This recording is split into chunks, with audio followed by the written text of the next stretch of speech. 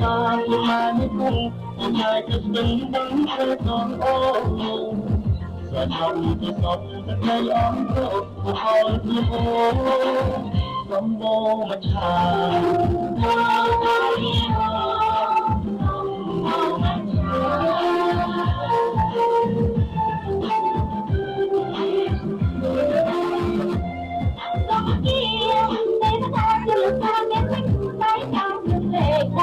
tâm lệ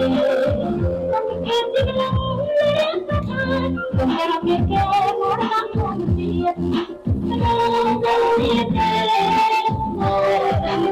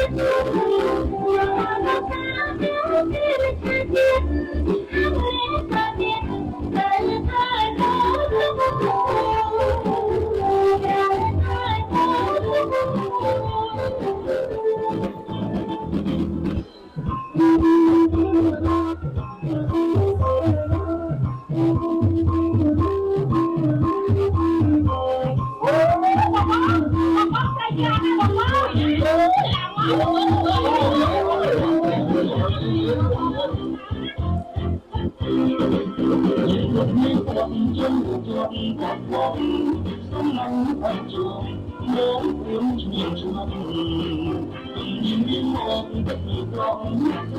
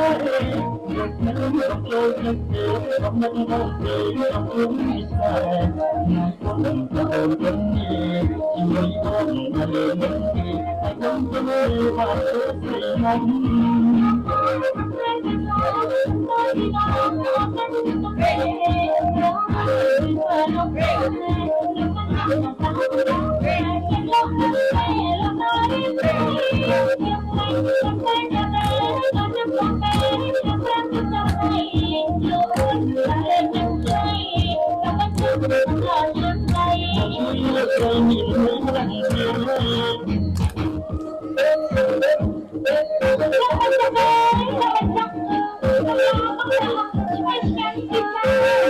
nhưng mà cho bé nhưng mà cho lo không chơi chơi lên xa